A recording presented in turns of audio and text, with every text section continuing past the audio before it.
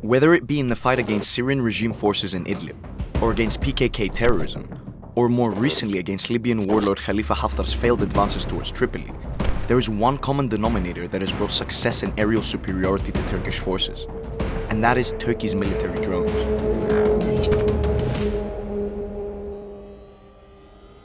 Haftar is supported by Saudi Arabia, the UAE, Egypt, Russia, and France. He controls the east of Libya, centered around the city of Benghazi. Since April 2019, he has launched a campaign to sweep the country by taking control of its central and western territories.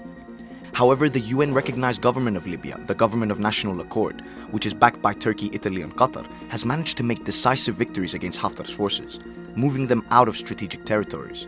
Speaking to TRT World, Salah Bakoush, a Libyan political analyst and former advisor to the High Council of the Libyan state, said, quote, "You have to understand the Libyan geography.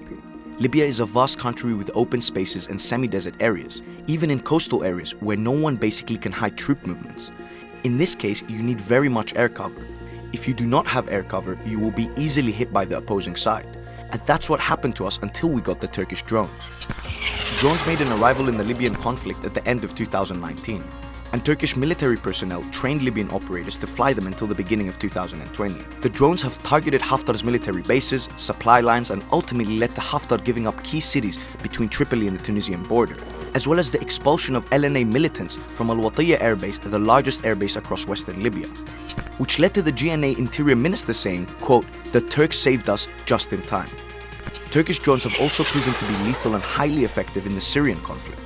Turkish drones were used for support in Operation Spring Shield, launched in retaliation against the Syrian regime's airstrike that killed 33 Turkish soldiers on February 27th this year, thwarting Bashar al-Assad's Idlib plans. A report by the Middle East Institute outlines that the Syrian regime suffered heavy losses, including, quote, 3,000 soldiers, 151 tanks, 8 helicopters, 3 drones, 3 fighter jets, around 100 armored military vehicles and trucks, 8 aerial defense systems, 86 cannons and howitzers, ammunition trucks and dumps, and 1 headquarters, among other military equipment and facilities. Turkey's drone program was born out of a willingness to be self-sufficient and an ambition to compete in the global arms industry, as well as a failure of nations such as Israel and the US to deliver and share the technology. Today, Turkey has 107 unmanned aerial vehicles and has become one of the most experienced and effective users of drones. Turkey has several domestically produced drones, such as the TAI Anka, the Bayraktar TB2, and the Bayraktar Akinci that provide surveillance, reconnaissance, and firepower.